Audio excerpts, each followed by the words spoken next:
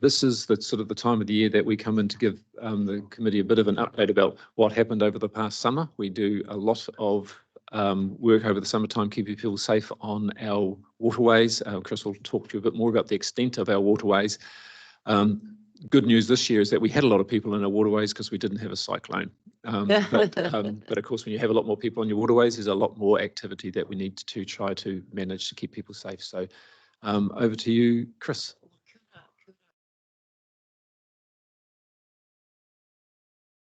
We'll go through your update and then we'll open the floor for any questions to you too, okay? Or would you prefer that they ask questions? How many slides you have?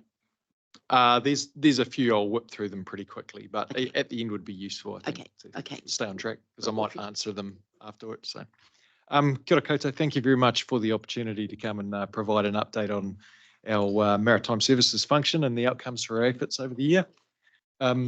If I go to the first slide, next slide, please.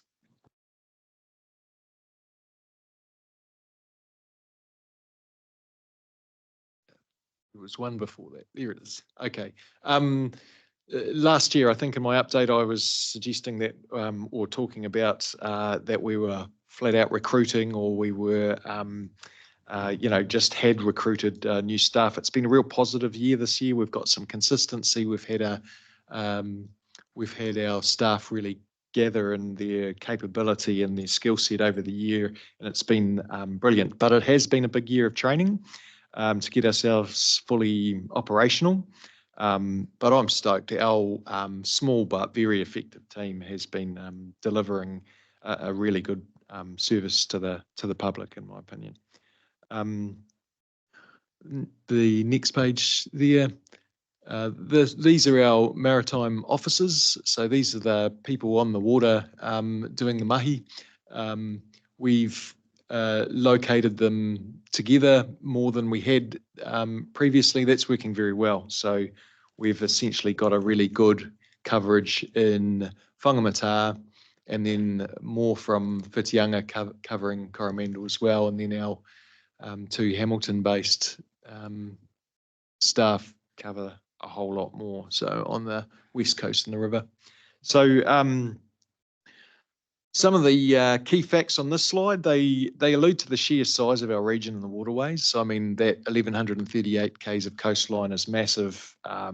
We've got hundreds of kilometres of rivers, 92 boat ramps. Maritime New Zealand's Ipsos surveys suggest that we have in excess of 180,000 recreational boaties using our waterways every year. My team, we've got over 1,000 navigation aids and signs, which all take a lot of work. And this summer we conducted more than 1,000, so 1,072 on-water safety inspections. So that's stopping boats on the water, which is a pretty impressive number. 300 boat ramp safety inspections, and a large proportion of this work was conducted during Operation Neptune. We still have some sticky statistics around life jackets. So we've only got 91% of boats carrying enough life jackets. We've got some work to do there, and we continue to focus in that area. Wearing of life jackets in vessels 6 metres or less is down in the 70s. So we continue to work really hard on behaviour change in this area. Vessel 6 metres and less features so highly in our drowning statistics every year. So it's such an important factor that we want to really make a shift on. And that's why we have Operation Neptune. So next page, please. So this is Operation Neptune. It's something I'm immensely proud of, and it's grown from a concept with potential through to a well-honed safety and compliance operation. It is the envy of this industry across New Zealand. I think us and Bay of Plenty would be the two councils that really lead in this area. This past year was our biggest one to date. We had 23 extra council staff joining us for the 3 busiest boating weeks of the year. That's Boxing Day through to 14 January this year, just gone. And it included staff from our People and Capabilities, SPI, the ICM, and of course our RUD staff. And predominantly it's been RUD in the past, and this year just to have that wealth of experience from different areas was a real addition. Cool photo, bottom left is Gus Murray. He was people and capabilities. That's him on a jet ski on a beautiful day, getting made a cup of tea as he's out there stopping a boat. And that's the kind of interactions we have. We have a lot of negative ones where people are choosing not to adhere to the rules, but for the most part, the public are really happy to see us out there doing our thing. I'm presenting next week at the National Safer Boating Forum. And I have the confidence that Waikato's performed to a level that most other regions can only aspire to. And that's just such a proud thing to be able to do that and represent our council at that level. So, next slide. While all of that's going on, we have a lot of other work that we have demands on. So top left there, we're towing in a boat. That's just because we're out there on the water. Someone breaks down, sees a commercial vessel, and we have that ability to drag them into safety. And we don't take the job of Coast Guard away, but if we're there and we do lend a hand. Buoy replacement, that's a constant for us, a big part of our work for the year. Mooring management, that's massive. 800 moorings, all with individual resource consents, and that piece of work dominates my workloads for most of the year.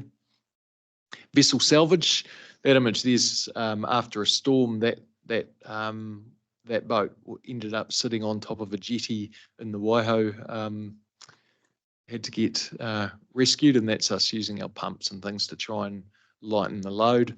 And the other thing we get involved in there is that invasive weed surveying. So we contribute our vessels and our staff time to trying to assist the biosecurity with hornwort management on particularly Lake Karapiro, in order to just try and enhance the safety on those waterways and the effects that it has on those international events. Next slide, please. Derelict vessels and wrecks. This is an unfortunate part of our business that continues to feature. You'll see that boat in the middle there. Those sorts of boats tend to sell at a pub for $30, or someone buys a drink, and then we've got a new owner to try and establish and try and get them to take some action. When they sink on the mooring, it's expensive. When they wash up on the beach, it's expensive, and it's a big part of our work. So we do try and do our best with salvage, but we can only do as much as we can do. There are plenty of boats that look a little bit like that one in the middle there, and we're working really hard with owners, just trying to make a difference and reduce the impacts and costs on the ratepayers for the recoveries of those. Next slide.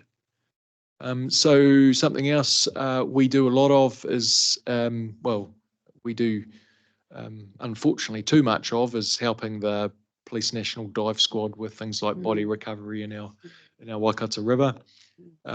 We assist FENS with some training. That's a photo. We haven't done that for a couple of years, but I've been in contact with FENS recently that they'd like to do a bit more training from recoveries from vessels, and they like to use us with our skill sets and equipment that we have available to make that safe. So sometimes we're even helping the police find evidence if they're diving under bridges and things like that. But we provide that service because we've got the equipment and skill set to be able to deliver it. Next page, please. Oil spills, all of the maritime officers are oil spill responders, and we get involved in the annual training. Any deployments will undoubtedly involve the harbour master function vessels, and just for deploying the equipment. So that's an ongoing piece of work for us. We haven't had arena for a long time, but I imagine it's a win, not enough. Next page. So commercial shipping, this is something that, although we don't have a port, this is just a heat map of commercial ships that are making their way around the Mercury Bay. So it's a big feature for us. It features more in really poor weather when they're seeking shelter. So that's when we have a real direct influence over where these boats go and how they keep safe in horrendous weather. That should look a little different now because they don't go through the gap like they used to. But next page, please. TMEs. So we have over 100 temporary maritime events. That's all your sporting events from local paddle boarding through to international events, huge events like Māori Cup and high-speed powerboat events. All of those require a safety assessment of their safety plans. We try and audit a few a year just to make sure they're adhering to those rules.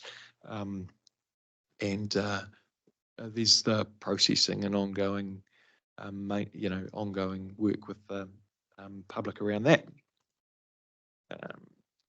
Next page, please. So part of the work we do, so I've talked about more the compliance side. So to support our compliance work, we have a lot of work and effort going in to our marketing and our safety messaging and things that go out to the public. So our regional council harbour master page, since we've been successful in recruiting an excellent staff member in Carl Walter, he's got a real talent for managing these sorts of things, and he's come up with some really good posts that have gathered a lot of interest. Historically, we've been putting out kind of a formal page, and this year we've gone to more descriptive stuff with actually stories of what our staff are doing on the water, and the reach is it's taken up so well, and it's gathering our profile, and it's targeting the right audience.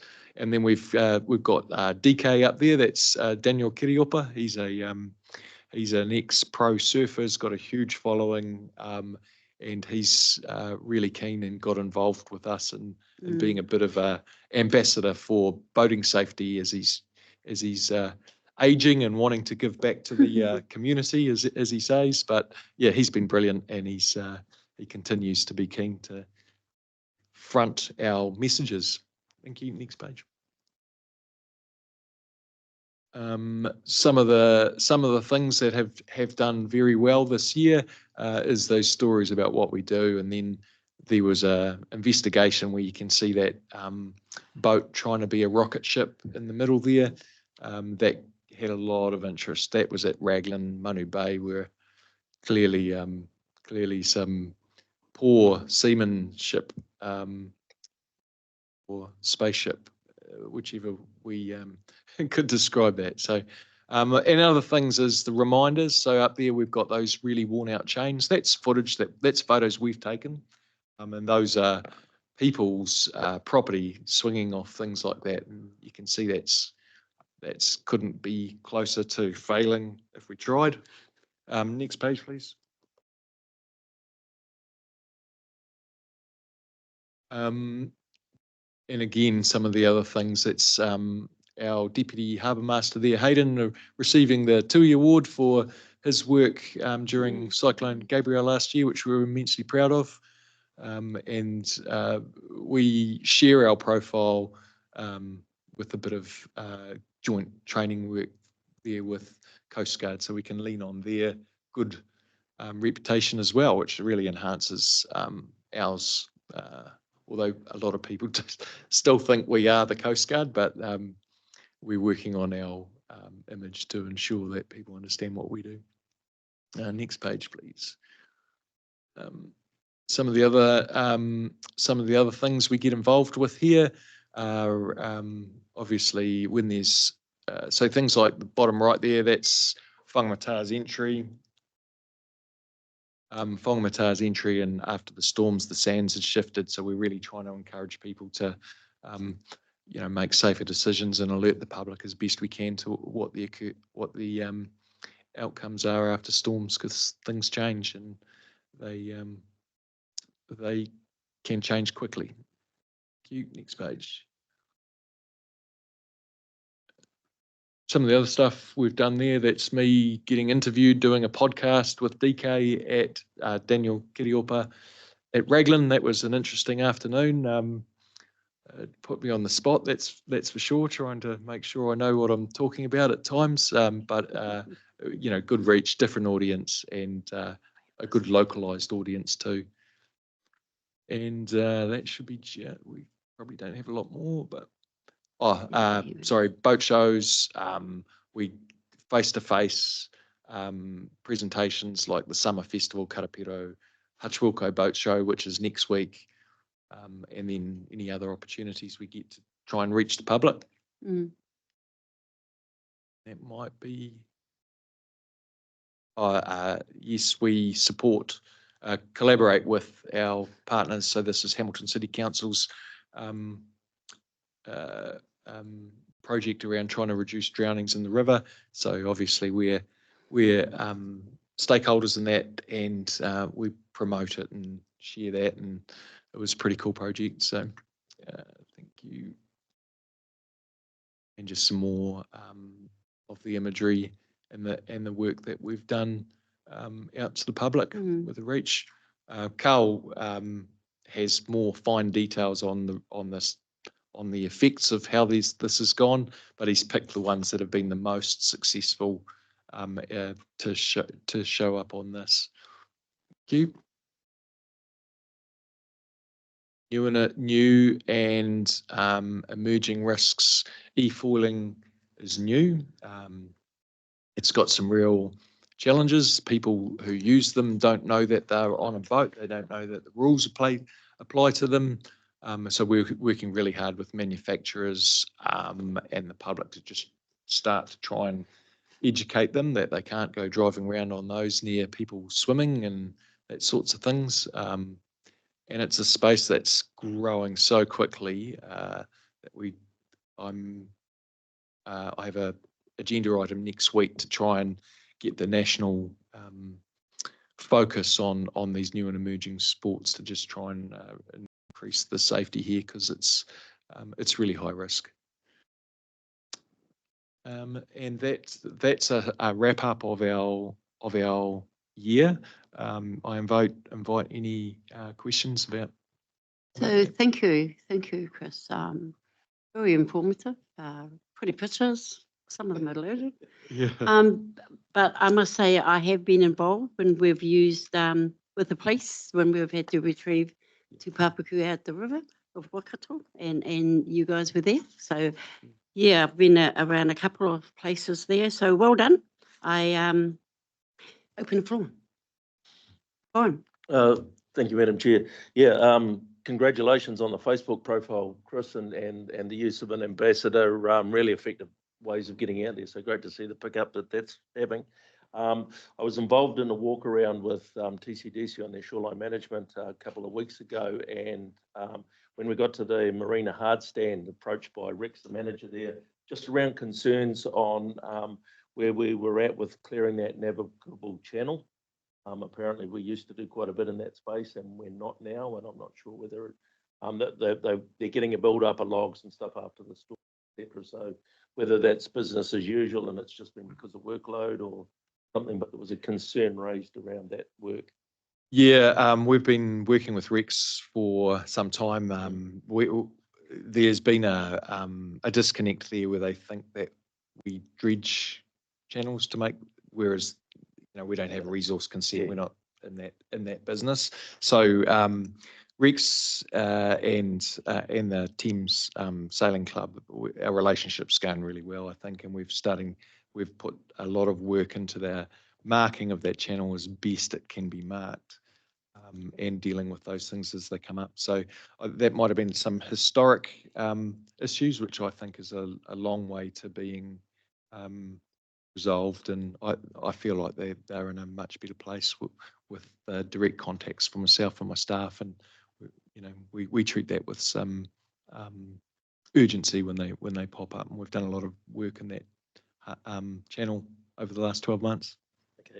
Cool. A couple more if you don't mind. Bar crossings, and I know that's coming up at the Safer Boating Forum and that sort of thing. Do we have a responsibility around calling or grading of that, or is that Coast Guard? I know there's been a real pullback from that risk adverse scenario.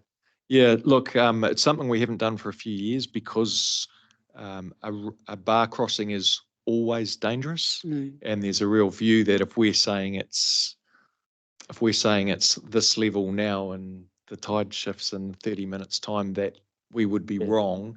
That's problematic. I know Bay of Plenty have just gone through a process because Whakatane has, they are pulling back from that. And all of the legal advice and the national advice from the Harbour Master forums that it's unsafe to be making those calls because the skippers need to be making those assessments themselves before and not taking the views of a snapshot as influential in their decision making to cross or not. Yeah, cross. I guess as a skipper myself, I see the view of I'll look at 3 or 4 forecasts or calls and stuff like that. So by removing one of those, it actually lessens the information I may have. And I know you approach a bar and you look at it yourself, and that should be your final call, and that is your responsibility. It's just I just look at that other side, that if it's one slither of information that we remove out of the whole package, then it's one less piece. If I can, I think there's another aspect to that as well, as like how many bars do we have in this region?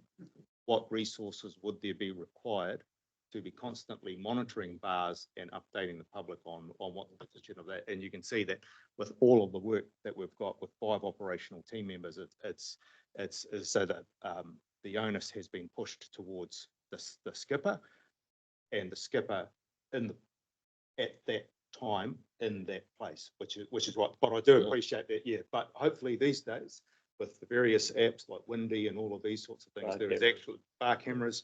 There is actually a swag of information available to skippers if they take the time to look. Yeah. And what's the space on bar camera for Tyro too? Yeah, excellent. And just finally, e-foil, are they actually classed as a vessel? Yes. Oh, they are. Yes, because of the speed. Because of the power. They're a powered vessel. As soon as they become powered, they fall into the definition of vessel. Yeah. Interesting. Thank you, and thanks for your report. Kia ora.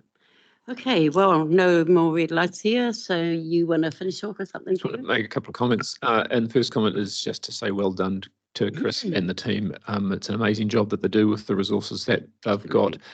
And one thing in particular about that is that so many of the boaties that we're having to reach come from outside the region. And so it's a lot of work that the team have to do to try to communicate with people who don't typically communicate with the Waikato Regional Council. And so the initiative around the Harbour Master side is a really great one to be able to reach the people that we need to reach. And also, just so that the councillors are aware, that the comment that you made before, Warren, there is a bit of confusion out there in the community because we are the regional harbour master, that we are responsible for making areas navigable. It's not a function this council has had or has ever had. District councils historically have done that work as an amenity issue for their communities, but the community at times is confused about who's responsible. And so Chris's team will make sure that they identify what is navigable, but not to create navigable, which from a member of the public's perspective, as Chris said before, sometimes we get confused with the Coast Guard. Sometimes it's a bit of a challenge because from a boatie's perspective, they don't really care which council does it. They just want it done. And so it's just useful that we're all on that same page. And so Patrick wanted to say something. Sorry, just one comment to Mitch. Just very appreciate the support that was given to the application for additional resources through the long-term plan. That's resulted in 2 new maritime officers coming online in the next couple of years. You can see the weight of work there, that an operational team of 5, it's a heck of a lot to do across a large area. So very appreciative of that. Yeah, let's see what we can do with 2 more people out there. So thank you. Oh, kia ora. So thank you, Chris. And can I have a mover? Could have someone move this report, Robbie and Bruce, and second. Next page is 13. You want to introduce it? Yes, so whilst Anna Maria comes to the chair, give me an opportunity to introduce Anna Maria. So you've seen a few different faces over the last little while sitting in the chair for the Regional Consents Manager. So Anna Maria joined us earlier this year. Anna Maria has joined us from the Waikato District Council, where she was the Consents Manager at Waikato District, leading a team of 50 to 60 people there for the last decade or so. Anna Maria's had a broad experience in resource and environmental management, both in local authorities and within the private sector. And in fact, actually spent a bit of time working for this council when we were Environment Waikato some 20 odd years ago. And so, you know, the people move around musical chairs. And so we're really lucky, very hard to find people who've got a lot of experience to be managing quite significant teams. Anna Maria's current team is again about 50 odd people. So with that, I'll hand over to Anna Maria to present the update on the consents. Morena, Anna Marie, welcome to the table. I'm going to take your report as read, and unless you've got some specific highlights you would like to go through with us now, you're welcome to. Otherwise, I'll open the floor to questions because it's quite specific, your paper. Okay? Yeah, thanks. Okay, so if you have any specific summary you would like to give us before we go into questions, you're most welcome to do that. Otherwise, I'll open the table to questions. No, kia ora koutou. I'm happy to have the paper taken as read and take any questions that you might have. Questions? Bruce? Yeah, welcome.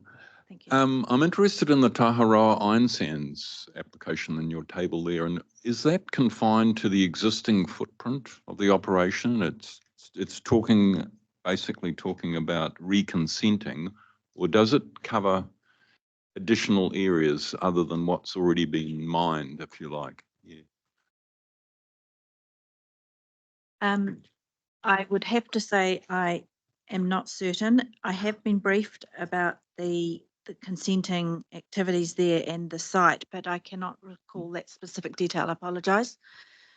Brent, I don't know if you know. I don't need to know today, We'll get that Brent, it's no information to you, problem, Bruce. but I'm just interested in Yeah. knowing because of the significant biodiversity values around that part of the region. Yeah. We'll get that information to you, Bruce. Yeah. Warren? Oh, thank you. Yeah, Anna Maria, just around the Buffalo Beach permit around re-establishing that seawall. Is there any further movement on that since the report? No, is the short answer. So you're still waiting on the residents to come back? Yeah. Thank you.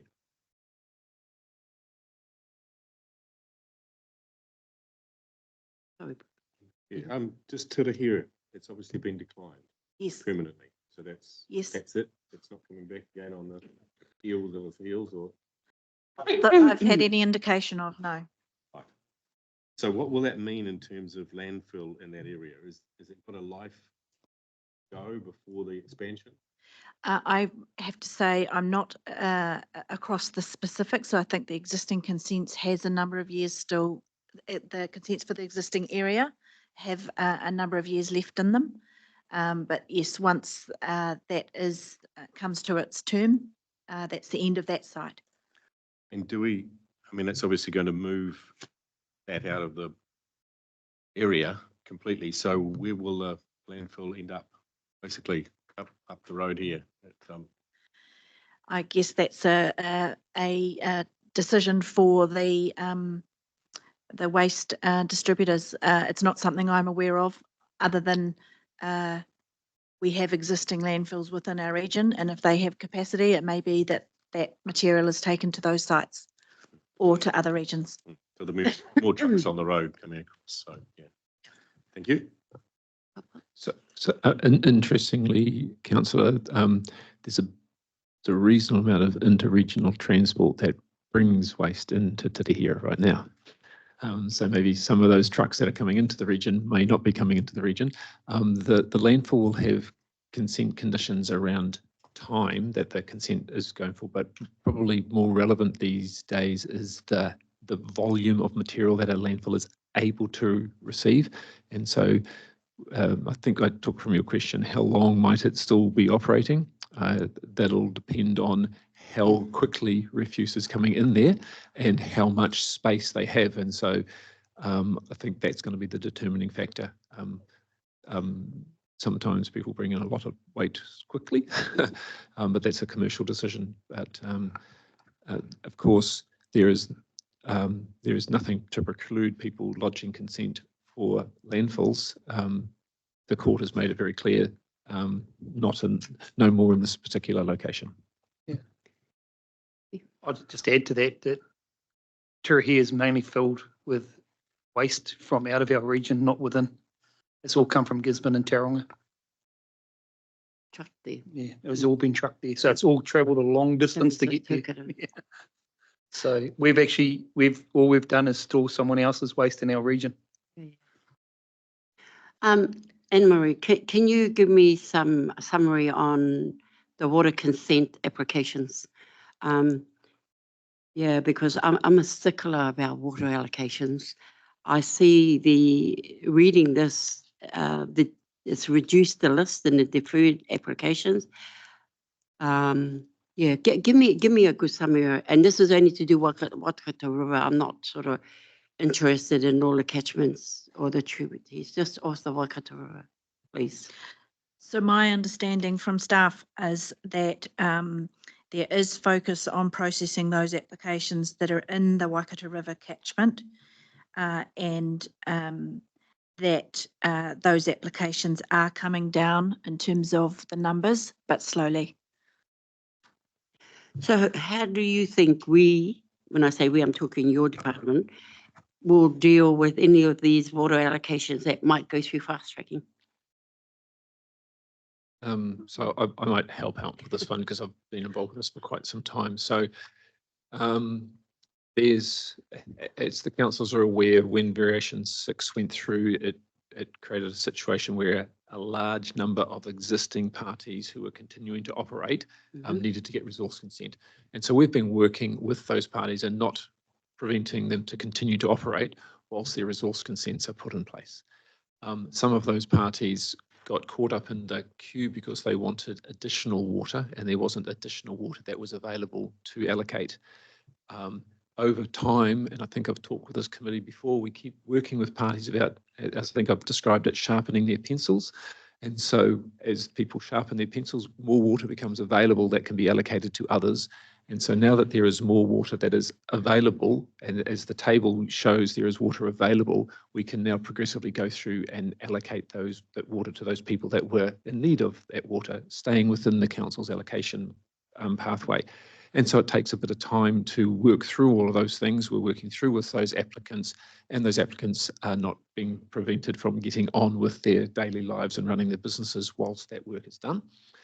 And so that's this process. And I think our applicants are very grateful that we're working with them in a staged way whilst they're able to get on with their businesses to ensure that they have the appropriate authority in due course. In terms of fast track, it would be very difficult to say that a small water take for a farm entity meets the regional national threshold for fast track. Where fast track could potentially be applied for are new big requests for water. So if a new party came along and said, I want this because I want to create a new town and I want X amount of water for my new town, and I think that's of regional significance. And so therefore I'm looking to seek a consent through the fast track process. The challenge that would come if that application would take us to the point where we are oversubscribed is we just go straight back into a situation with a queue. And it would be a legal question to be asking of the people making decisions under fast track, but not they are lawfully able to make a decision because there's existing case law which is first in, first served. So there would be, so the short answer to your question, people, if they meet the threshold, could go through fast track. The longer answer is, could it get processed if it was going to create a queue because we've got people who are already in there seeking allocation of water. Hopefully that made some sense. Did that help you? Oh, that was Andrew? fantastic. Thank you very much. I apologize for asking you a question where he is going to make it easier for you. The last thing I want to ask, which is, it's really, and I don't want to answer today, but I'd like you or someone to go away and look at it, is that water allocation that's been done, but has not been used. So there are so many, I know so many big areas who have got water allocations. Even when we had debates with Watercare, they were offering their pieces of water allocation to others. I just want to know, is there still many of those out there? And what are we done? What can we do or have we done to lessen that allocation so that it's available for others? So I don't need answers I'll today. grab that as well, because it's something that we've been working on before Anna Maria's time, and I'll get Anna Maria will be able to go back to her team to give an update of where those things are at. So when I mentioned before about sharpening the pencil, the reason that we have a position where we have less water allocated, less water sought now than is available for allocation, is that there were, through our work with various significant water users, people have surrendered applications, people have reduced their application, people have consolidated. So for example, one example, Taupo District Council consolidated their takes, which resulted in over 6,000 cubic metres a day back into the system. Similar things happened with New Zealand Steel. There's a series of, and I'm to the last council committee, last triennium, reported a number of significant reductions of significant large water takes, which was a big deal to go from the place that we were way oversubscribed to actually being not oversubscribed. And we can bring you that summary. One of the other changes that happened was a change in practice, that we brought in place more regular opportunity to review water consents, which would be the ability that if you are not demonstrating the need and the use of the water, there was an opportunity for council to then come and review your consent to ensure that there would be water available for others. That was particularly relevant when we were oversubscribed. Now that we're undersubscribed, there's less pressure.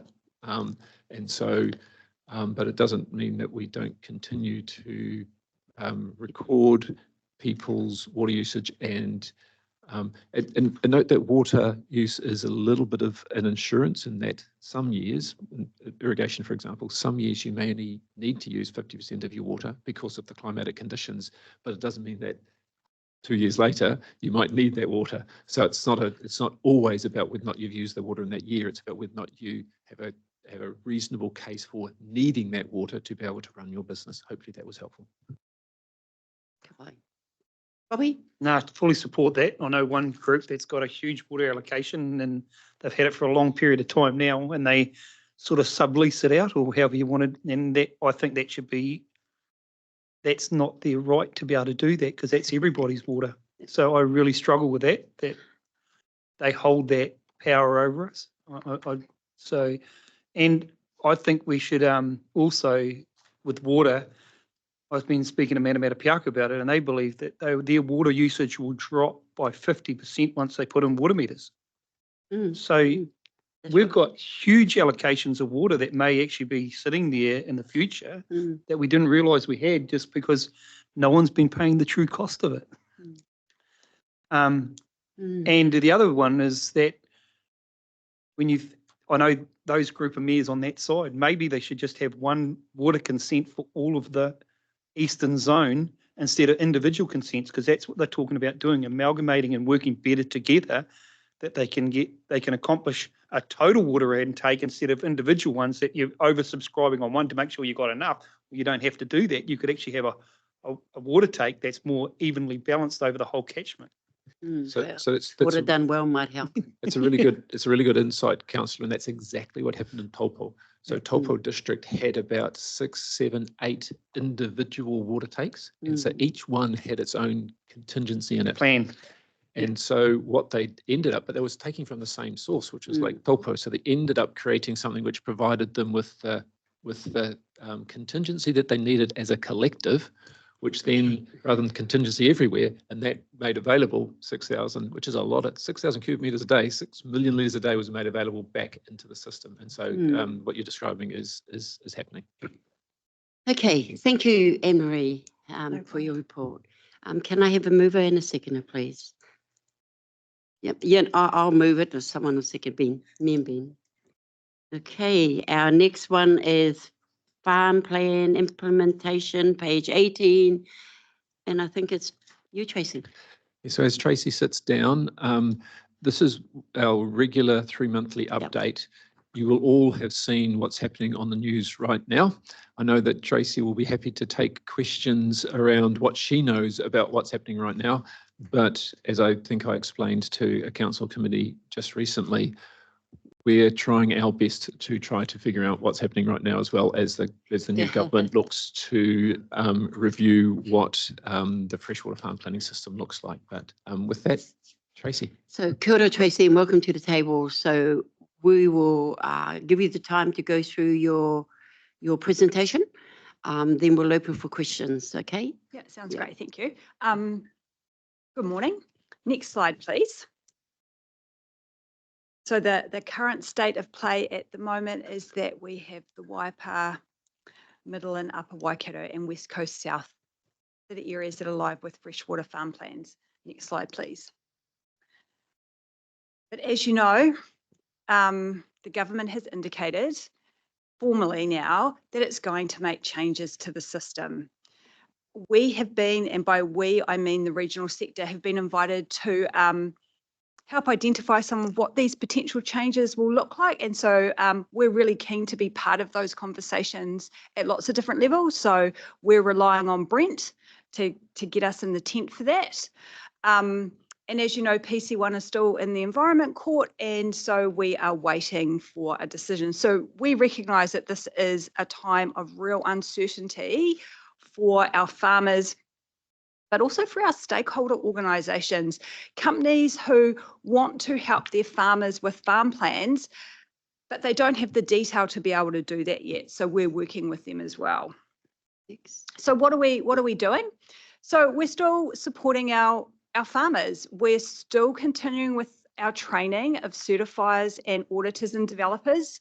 I'll talk a little bit about that in a moment. We're still developing our catchment context because I've said this before, it's really good information that can help inform good practice. What's going on in the catchment that I work in? What's important to my community? Do I need to be worrying about sediment, or actually is a coli a bigger issue? And we're working with our industry stakeholder groups to see how we can work together to support farmers during this time of uncertainty. Next slide, please. So we've still got demand for people to do our training. Even with the announcement from the government about the uncertainty, we've still had 5 new people want to become certifiers. We've still got people that want to continue with our regional training. So the numbers have slowed a bit. We have got people that have said that they are keen to be involved, but they're just waiting for a bit more certainty. And the reason we're continuing with our training is because we have certifiers in PC1. So all this training that people are doing, it's not going to be wasted. Next slide, please. So just in terms of our training, we, as I've spoken about before, to become a certifier in our region, you do some online modules and then you attend an on-farm day. We run these on-farm days based on demand, and we still have demand for them. So we have 3 on-farm days scheduled until the end of June. We've had a workshop with Open Country Dairy, which they initiated to discuss the alignment of farm plans and for them to talk to us around what they're doing. And we've been creating 2 further online modules around PC1 and nutrient management. So this is going to help certifiers who will be operating in the PC1 area. Because again, something that we're really keen on is we don't want farmers to have 2 farm plans, but we don't want certifiers to have to go through freshwater farm plan training to be a certifier and then have to do training for PC1. So we're keeping it all together. It also means that the people that have already completed the on-farm training, they will have access to the PC1 and the nutrient management modules, along with farmers and anyone else in the community for a very nominal cost of $20. Next slide, please. So in terms of connecting with our stakeholders, we have a regular dairy sector meeting, which involves Dairy NZ, our supply companies. Patrick attends, and we talk about issues that are important to the whole sector and how we can work together. PC1 is a topic that people are turning their minds to, and how can we support dairy farmers who a lot of them are going to need consents with this process. The monthly email we send out, I don't know how many of you are on it, it reaches 270 rural professionals. We just send it out once a month with an update of what's happening. And as I reported on last time, our survey that we had, which we got really great results, but from that, we're focusing on involving the end user more before we send technical material out to make sure it's fit for purpose and people understand it. We're also looking at what are the other topics that people are really concerned about at the moment. What are the challenges for each of the sectors and what role can we play to help them? And again, we want to take a really collaborative approach with this while working with our stakeholders. And that's my presentation. So really happy for questions. Quick question, well, Yeah. who and what do you call stakeholders? The farmers themselves? Our or farmers are Mercury stakeholders, Energy and then or we what? have our, the likes of Dairy NZ, beef Okay. and lamb. Right. Questions? Ben? Yeah, you've talked about challenges facing dairy and the farmers. How's the economy looking at the moment for them? I understand it's pretty tight for many people, and of course, is it going to cost up to $10,000 for a farm plan? So I don't have the numbers, but it varies. You could do it yourself, and you could go and use, say, an online tool which costs a couple of $100 a week. I don't know what the certifiers will charge because that is a market decision. Brett looks like he wants to talk. Oh, sorry, Brett. So that'll be one of the questions. Ben, the government has indicated the new government has indicated to its officials that it wants to make the system more efficient and effective, and that cost will come into that equation. And as part of that, the government is asking its officials to have the sector and the industry sector come together to give them advice. Because the government's not quite sure how to do this. And so it's reaching out for the regional sector and industry to get together. And so that's when Tracy said before, up to Brent to get us into that space. I have two of our people in that space, and I'll be in that space myself. We are working closely with our industry here. We met with one of our industry players, big industry players yesterday, to say this is what the government is expecting of us, to come up with something which is more efficient and effective than they see the current system is.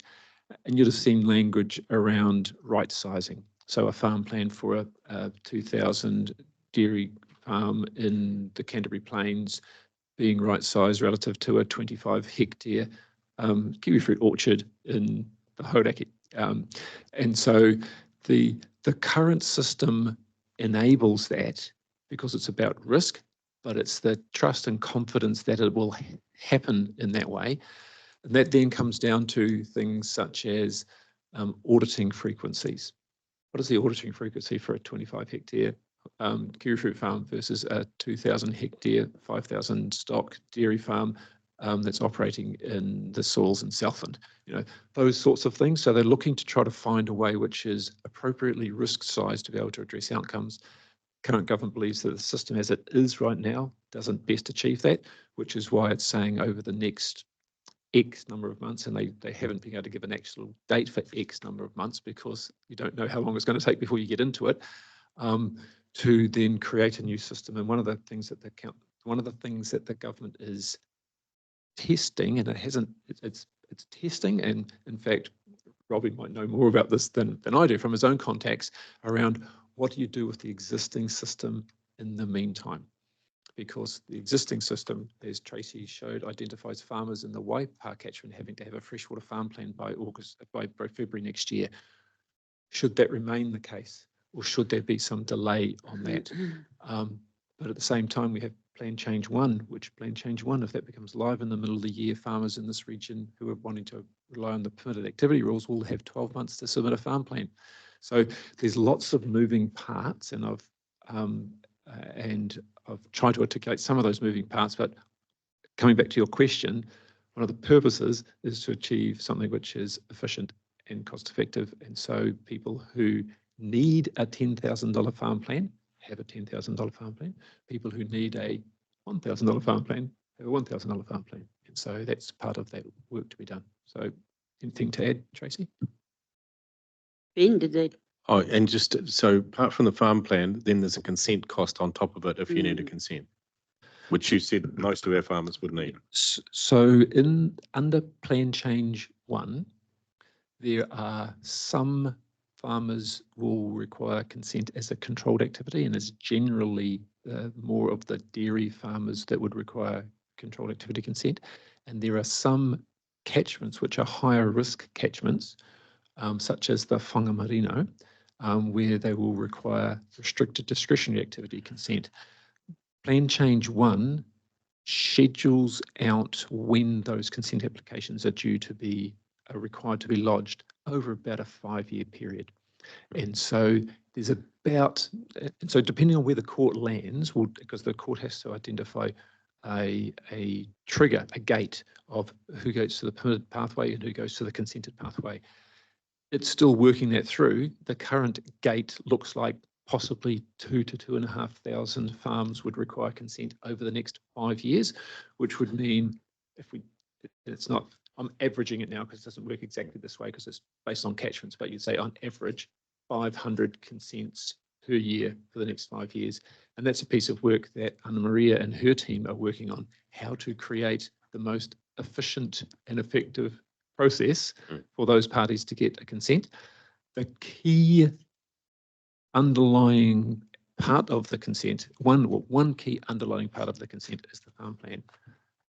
Long answer to your short question, yes. In addition to getting your farm plan, you will have to pay for a consent. You'll have to get somebody to help you get a consent. And that's what Plan Change 1 requires. In fact, it's what plans around the country require of farmers and any other people who are looking to use natural resources. And also presumably more internal staffing to process consents. No. So what the conversation that we had through the LTP is that because this is a hump, do you lift your staffing levels to deal with a hump, or do you spread that outside? And so we will coordinate internally and then have external people process, and then when the hump finishes, because otherwise you have to bring stuff on and then you have to, and it's not a very efficient way of doing things. It's much more efficient to go into a relationship with external parties to be able to do that efficiently rather than this council employing a whole lot of staff and then having to make those staff. Because my experience from Variation 6 is that when you employ staff on a short-term contract for a couple of years, you have them for about 18 months and then they go somewhere else, and then you get yourself into this position where you don't have the staff to deal with the end point. You can de-risk that by having that going out to external parties. Thank you, Madam Chair. Can we go back to the slide where it had the people, the people that were training? This might help you, Ben. But what I understand, Fonterra's put people into that, and so it's Balance and Rains down. They have, yeah. So they're doing that. The certifiers, they'll be free of charge, Ben. We'll be paying that as farmers through our milk. Okay, so I think you're making some good questions, but you need to understand there's more in the background that's gone on, that Fonterra and the meat industry and everyone's putting their own certifiers up, so there won't be no direct cost to farmers, most probably, to do the certifying. Okay, I think that's a really, I'm just trying to make some good points. I'm not trying to stick up for anybody. It's the auditors that we got the issue with, of what the auditors are going to charge to audit the certifiers. That's the issue. Okay. Yeah. For the farmer. For the farmers, yeah. I think so. I don't think there's Yeah, I think we need to make that quite clear. And the thing about it, I actually did my first Fonterra farm plan the other day, and it's not up to standard for what you want to do. I understand that now that I've went through that process the other day, and it's a box ticking operation. It's not actually got enough detail to do anything. So that's helped me a lot, because I've never had to do a farm plan till a week ago and went, is that all that's required? Holy crap. So we are working closely with Fonterra to see how we can align the plans. And this is one of the great things about these partnerships that we're developing with people, because it's going to help the farmer at the end of the day. I agree. But thanks for that, because it's clarified that there isn't as much cost in it as what it looks like, but that definitely, well, Fonterra's actually talking about putting its own auditors up, isn't it, as well? I've heard, that's what I've heard. So Maybe. what we're hearing is that they're a little bit nervous about going into the auditing space. Yep. But of course, They're considering it though. at the end of the day, that'll be for their board and their members to be able to talk with them. The thing that you've just identified is a really good observation, and it's one of the things that as a supplier to Fonterra or the Open Country or anybody else, that you can put a little bit of heat on them in terms of your expectations, because separately, the government is working on a thing called IAP, which is Industry Assurance Program, which is a process for determining whether or not a Tiaki plan is sufficiently close enough to what the objectives and outcomes from freshwater plant farming is to say that if you've got one of those, it's good enough, which then reduces cost further. So as a farmer, if I was a farmer for Synlait, I would be saying, I want my farm plan that I have to do with you, Synlait, good enough that it passes that tick so I don't have to go and get another one. And so that's the pressure that the farmers can put onto their supply companies to make sure that their farm plans meet the expectations. And what you've just said is a prime example of the pressure that you can apply to say, I want this updated so that it's good enough to be considered a farm plan without having to go through the system twice. But it'd have to be that the auditors would actually make it that. So the auditor's role is different. So the certifier has to certify that the farm plan meets all of the expectations of the legislation. That farm plan has to have actions in it. And so some of those actions will be things that we continue to do, the things that you do day to day, which are the things that mean that your farm is operating sustainably.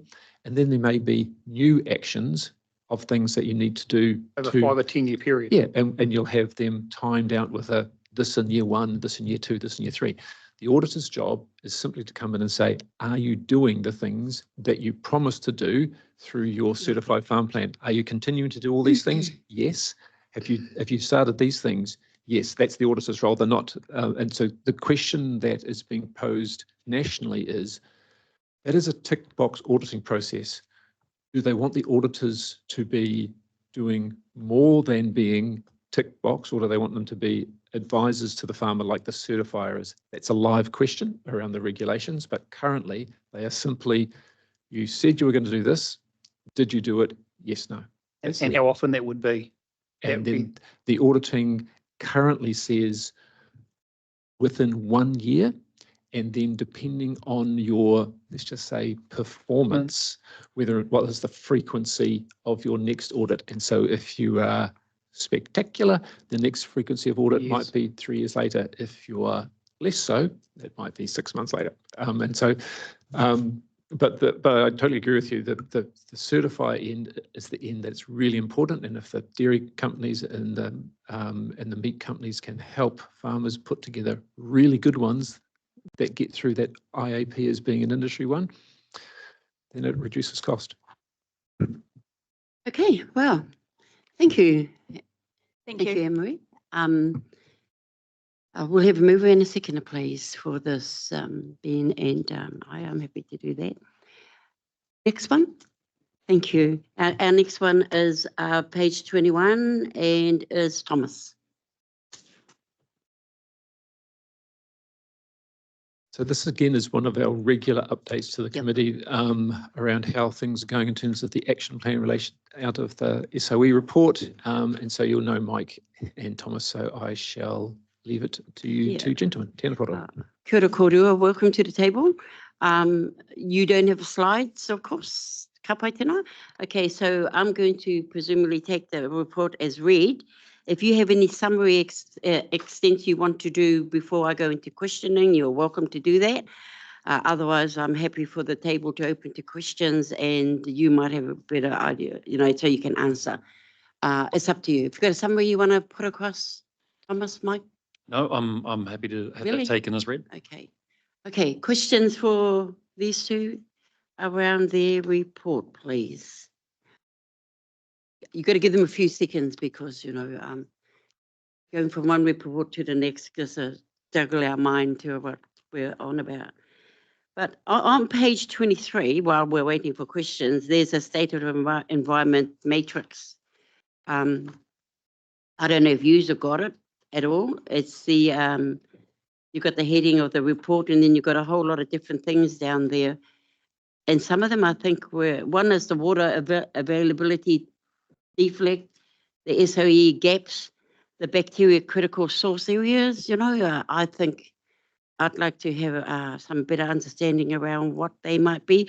The fish pathways, existing reports, and the clean heats. Start with any one of them. Yeah, that's the meat of the report, you might say, in that table. So, yeah, I can just work through that list. The first two columns in that table are summarising what we've already discussed. The first column is briefly the recommendation from the State of Environment report that came out last year.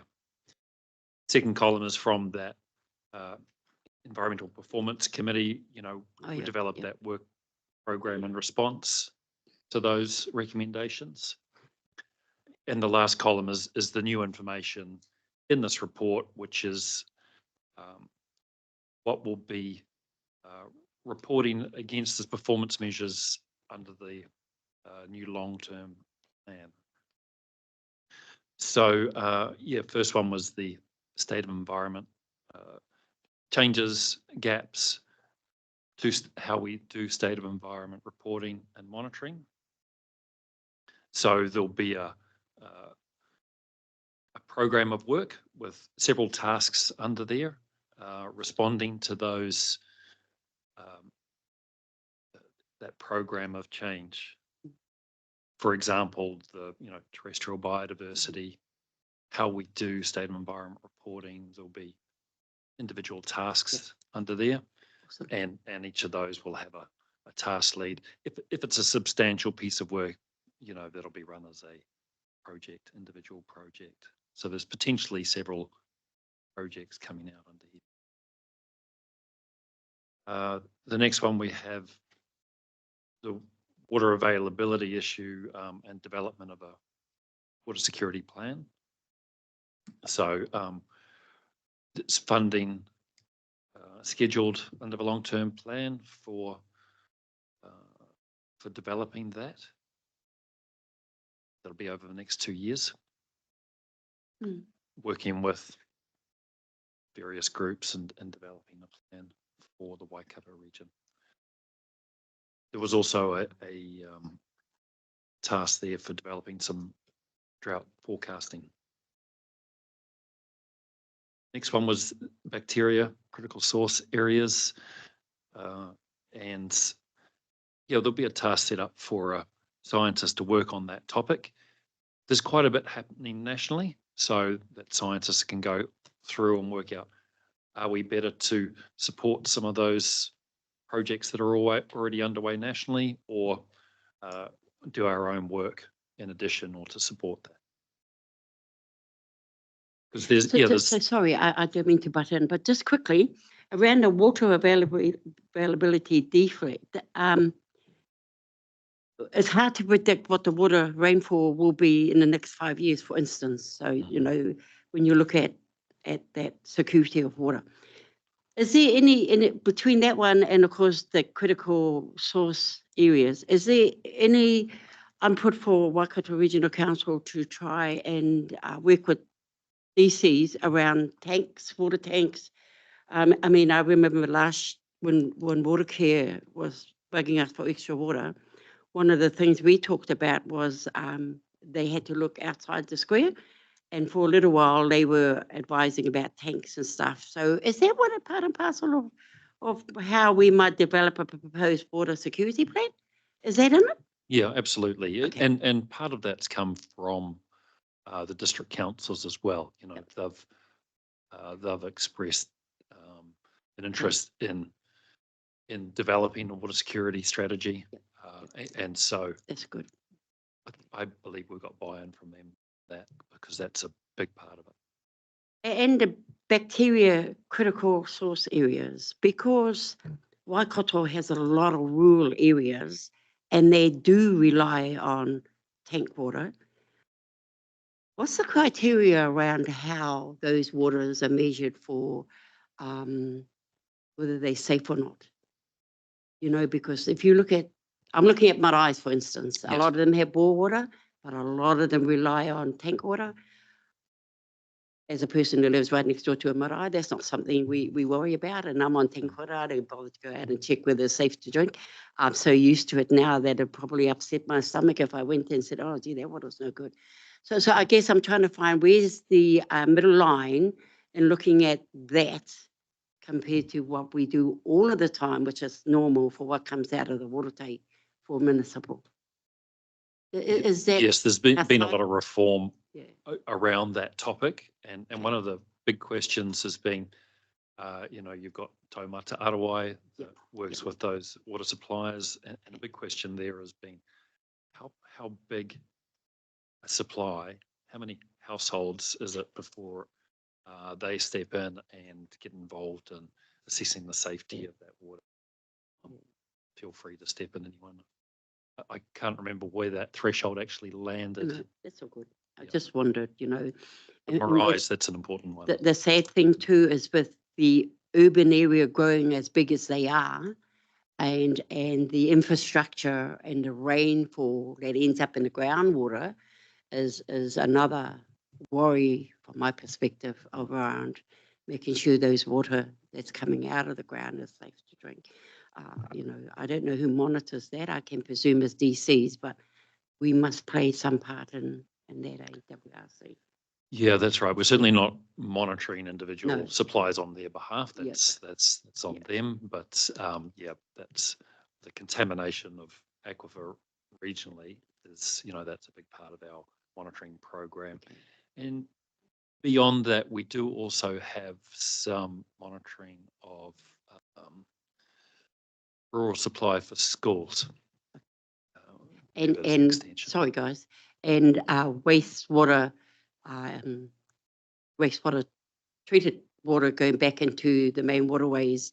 We have a responsibility around making sure that that's better than the river itself, you know, or the water it's going into, because it's one of the things I have worked with is that influence water that goes back into the mainstream is tested often.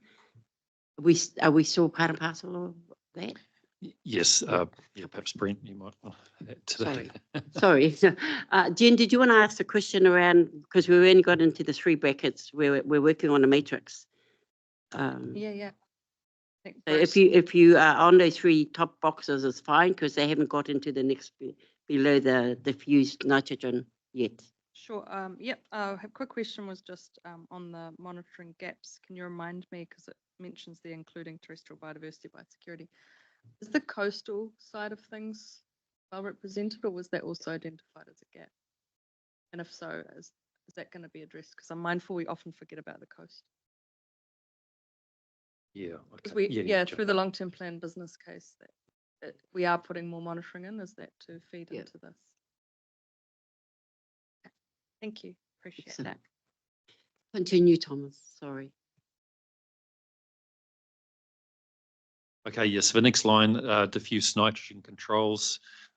So this was one where we had a status quo or continuous status quo because we've already got plan change 1 in process. We've got the regional plan review in process. So reporting against that is continuing. We've limited that one. There's already a project in place. So next one, soil erosion, likewise, status quo.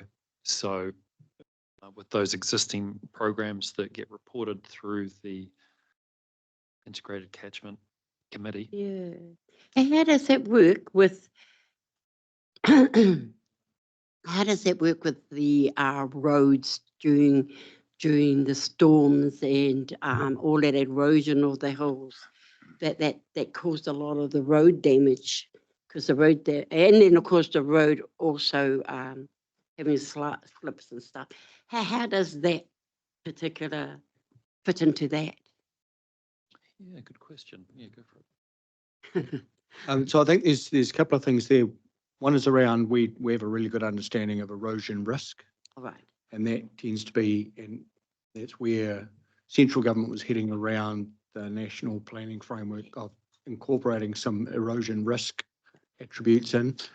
At the same time, we're updating our regional, it's called the SEDNet NZ model. So this is around understanding where the highest risk areas are across the region for sediment generation. Okay. So it's sort of the risk, and then also where in reality are those sediment sources coming from, and then folks in Integrated Catchment Management Directorate can target their activities with communities to address that. Thank you. Sorry, keep going. Next one is fish migration pathways to the sea. So, and the program there was supporting continued action in remediating structures that Waikato Regional Council own and operate. So continuing that. The other one was identifying structures that we don't own, but that are a priority for remediation. You know, if there's a particularly problematic culvert that's cutting off access to a large catchment, you know, can we identify those and look at options for mediating those? And also continued policy developments. National policy statement included extra protections there. So yeah, that is extension of some existing programs of work and creation of some new ones. Oh, that's good. Yep. Yep. Clean heat. Yep. Clean heat. Yep. Status quo for the incentive and education program and extending the clean heat to other airsheds that are not complying with those air standards. And the other one was strengthening regional transport policies for air quality, particularly around intersections. So for this one, yeah, this would be one that's potentially would not show up as achieved. I think under the proposed LTP, the funding would be discontinued there. For the air quality around intersections, we've got a regional transport plan in development addressing that issue. So it'd be a case of reporting against quick summary against that existing project management. Bruce, sorry. Yeah, thank you. Thanks for the report, and I'm particularly interested in focusing in on points 10, 11 and 12. It's great to see, you know, some initial thoughts being put out about how those gaps in the State of the Environment report will be addressed. And it's also great to note the attempt to move some of that biosecurity work to come in earlier than was expected. That's really good to see. I guess I'm still, you know, I'll be really interested to see where we end up with in terms of the development of terrestrial biodiversity indicators. And again, I guess my comment is, hopefully I'll still be around when these results come in, because it is a comparatively slow process to respond to what are quite significant gaps within the State of the Environment report. And in regard to that, I'm reminded of a meeting that we had from Integrated Catchment Management Committee where we were presented with a really interesting report by Patrick Whaley on the Natural Heritage Fund, which sparked some ideas which I wanted to share with you. That report showed some a fantastic map, actually, based on your spatial information services here. And it showed the overlap or potential overlap between significant natural areas and areas where focus for work might occur funded by the Natural Heritage Fund. I think some of the other councillors in the room will remember that map because it was so valuable. And what I was thinking was, you know, because of this long process that it's going to take to fill these gaps, I'm particularly interested in knowing, because I think that map and that report indicated that actually you are sitting on gold mines of information which may not currently being used, and I'm hoping they're going to inform this process of the development of terrestrial biodiversity indicators. So, for example, the most significant area of interest in relation to the RMA remains significant natural areas, even despite what's being currently said by central government, because they're only saying we're not going to have any new ones. So in fact, we've got enormous numbers of existing ones that have been incorporated into district plans from all around the region. Some have been incorporated, others haven't.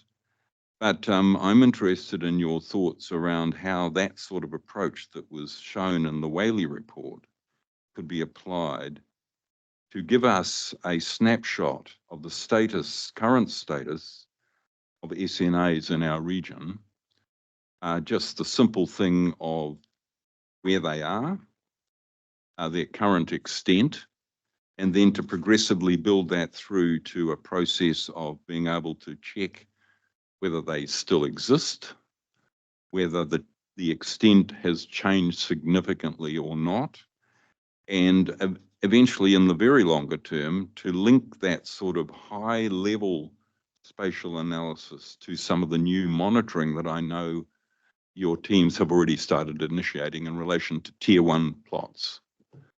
So I'm just interested in your response to that, because I think it seemed to me on seeing that Whaley report that we could be informed quite quickly on that particular issue, which I believe is one of the major issues for the responsibilities of this council under the RMA as it, of course, it may change a little, you know, depending on what happens in the revision, but I think, yeah, it's such an important component of state of the environment for terrestrial biodiversity. So yeah, I'm interested in your thoughts on that. Yeah, under the last State of Environment report, we had metrics around areas of protected land under Department of Conservation, QE2 Trust and things like that. And what was missing was those SNAs. It wasn't reported under there at all, I don't think, was it? Yeah. So the next State of Environment report formally would be 2028. But the intention is to have those indicated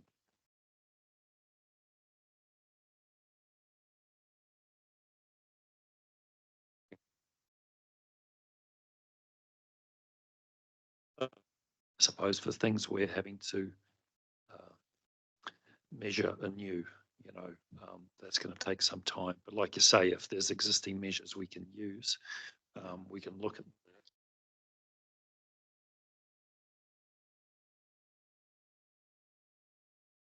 indicated.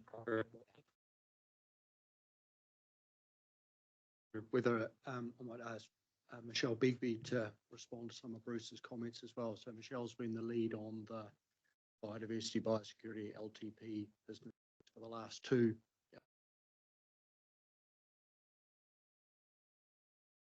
Kia ora tātou, and thank you for your questions, Councillor Clarkson.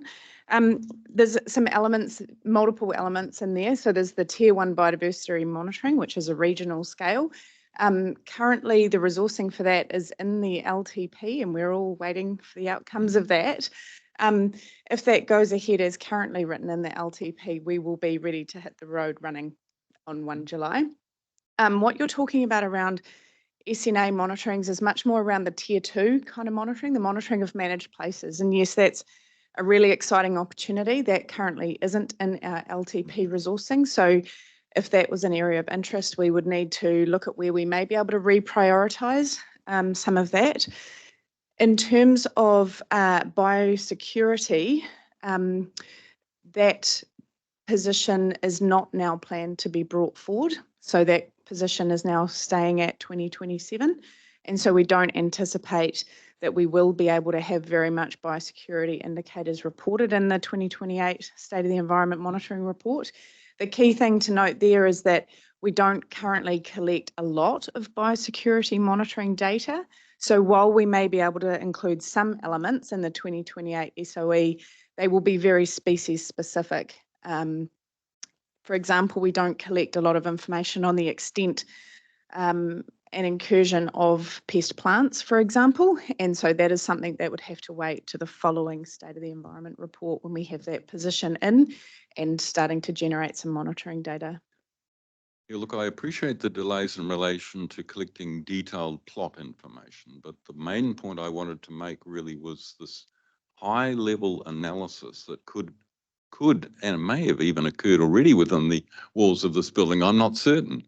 And what it would tell us around things like prioritisation, as it was used in Patrick's report, and also what it could tell us about the way SNAs have progressively translated into higher levels of statutory protection.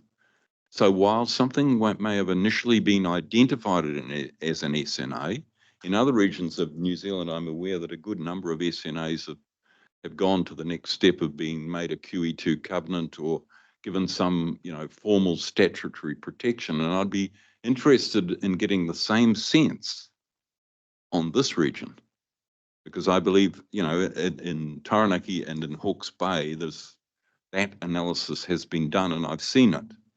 And so I'm really keen on knowing, because I'm looking for early wins. I said before, I hope to still be around when the next SOE comes in. But, we can't be sort of looking to that and saying, well, actually, we should know some of this stuff now.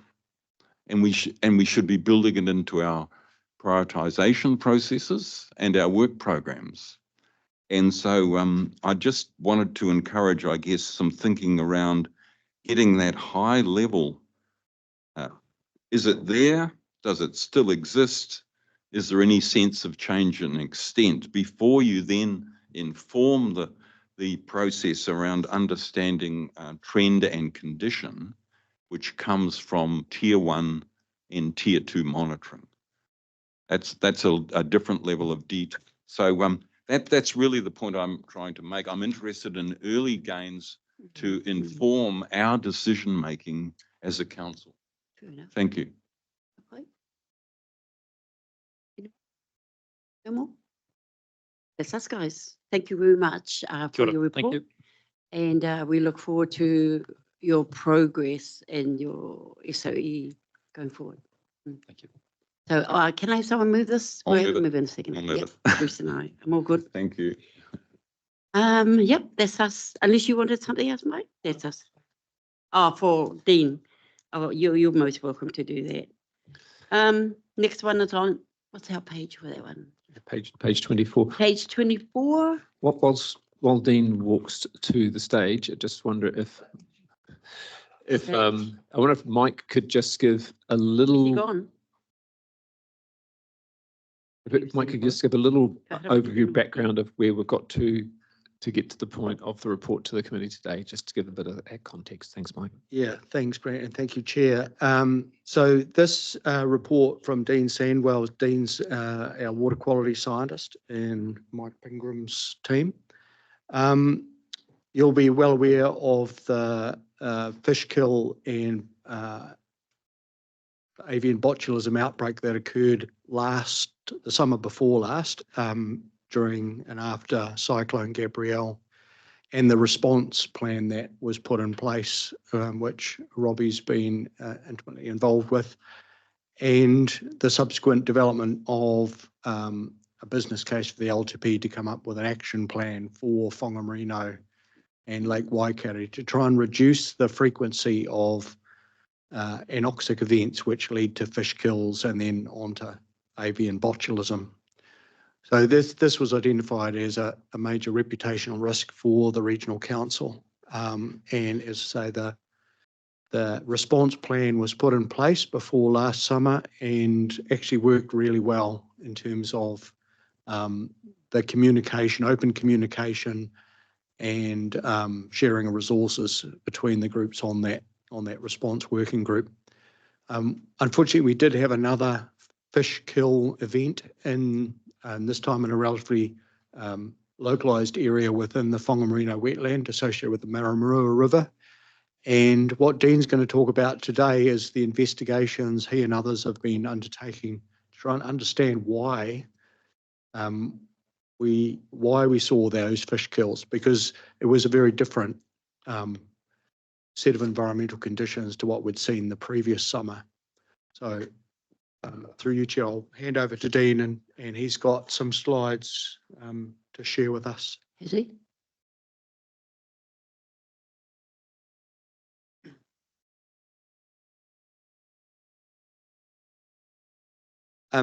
While he's doing that, I'll just mention too, so we're moving now into establishing a Whangamarino Waikato Action Plan Working Group, which again, Robbie and Noel Smith are involved with, along with Waikato Tainui, Waikato River Authority, 3 hapu from that area, Namuka, Ngāti Tamaho and Ngāti Naho. So, and Fish and Game and DOC and others, and also bringing catchment landowners and community representatives into that as well. So that'll be a 2-year program to assess a whole range of options for improving outcomes in the Whangamarino wetland and Lake Waikato. So what happened to all of that dead fish? So we, alongside DOC and Fish and Game, contracted or paid for a contractor to remove those dead fish, and I'm not sure exactly where they disposed them, but they would have disposed them according to the regulations. So koi carp have to be disposed of in certain ways. We also let Waikato District Health Board know, because there is a lot of fishing activity in Whangamarino where people come down from Auckland to catch koi carp and take them home to eat. And of course, we were seeing lots of dead carp with an unknown cause. And so that sort of prompted some additional work, particularly some work by MPI and Massey University to actually look at why these fish had died. So I'll hand over to Dean. Thanks, Mike. Before you start, Dean, where is it? That's not shown here yet, so Jordan's going to just, okay, off we go. Cool, thanks. Mike's given a pretty good overview of what I'm going to talk about. So key take-home message today is that there's 2 mechanisms that we've identified that's causing fish mortality events in the Whangamarino system.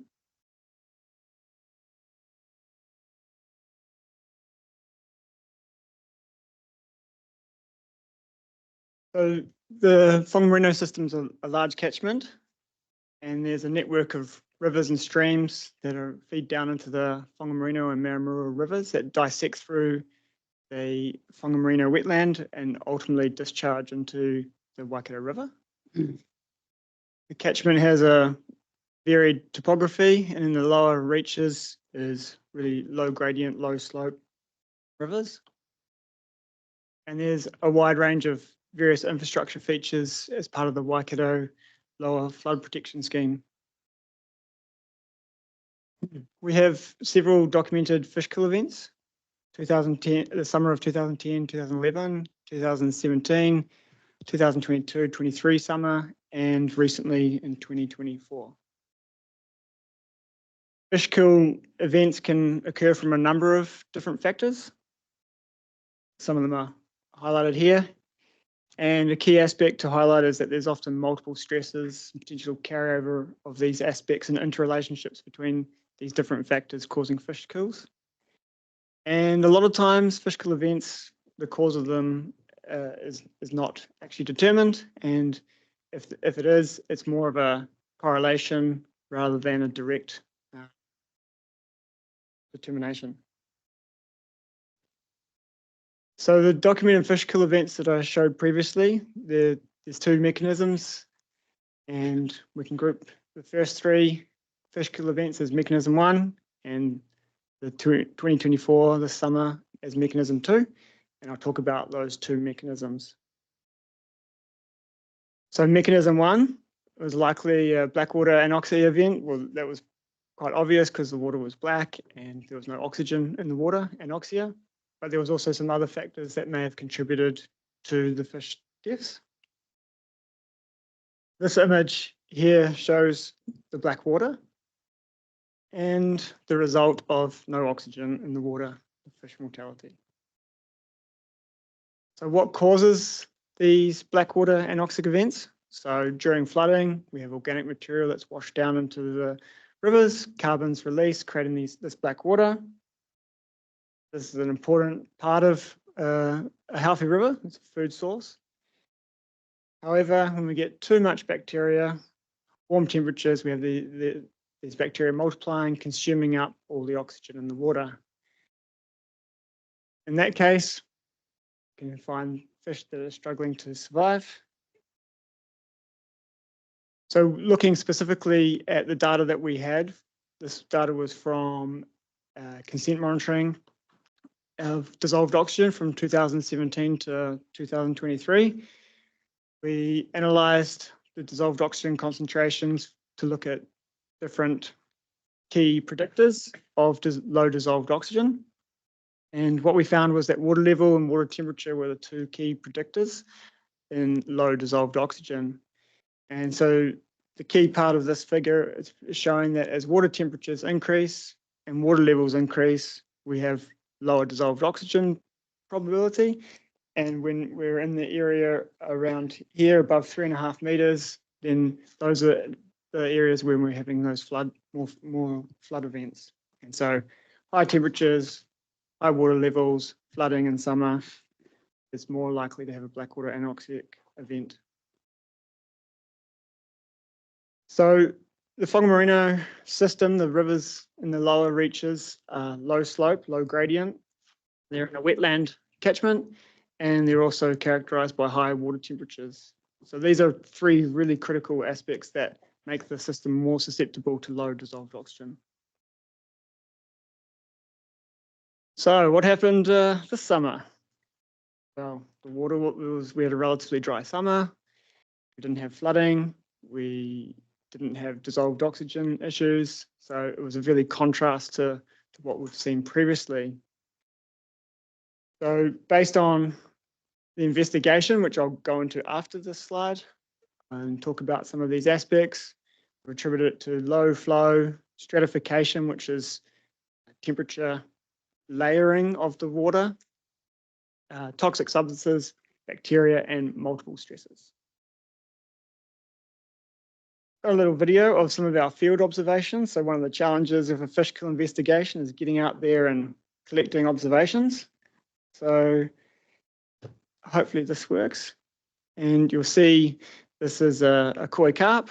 And as we approached it, it was on its side. So it had a loss of equilibrium. And then once we disturbed it, it took off. So really uncharacteristic of this fish to behave this way. And initially, the information from other stakeholders was that koi carp was the main affected species. So a species-specific virus, koi herpesvirus, was one of our targets for this investigation. But then we found other species that were affected.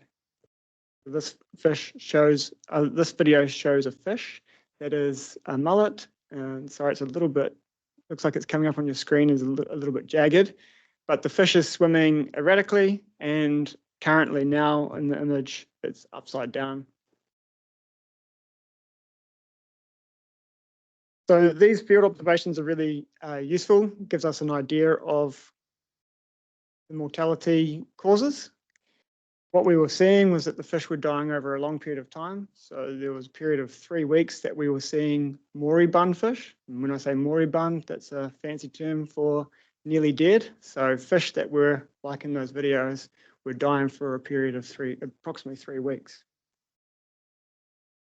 So these types of chronic exposures make it quite difficult to find the causes. And from that, we completed a wide suite of different tests, and I have to acknowledge the people that came out and all the days out in the field to delineate the extents of the fish kill event, and then helping me collect samples, and also MPI Animal Health Lab that helped with some of the fish autopsy work.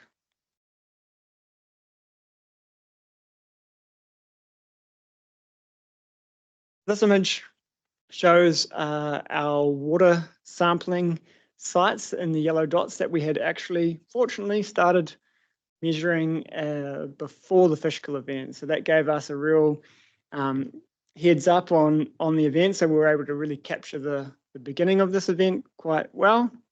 And also, even just logistically with access to different sites, it's quite hard if you're trying to get to some of these sites. So keys and knowing where to go and how to get to these different sites was quite useful. The blue dots represent sites that we added to the network once we had the fish kill event to help try and give us some more clues into what was causing it. The red line is the area that we delineated to the fish kill event. So the fish kill was focused in the main stem of the Maramarua River, and in approximately the last 7 kilometres. It went a little bit into the Whangamarino, but it was focused in the Maramarua River.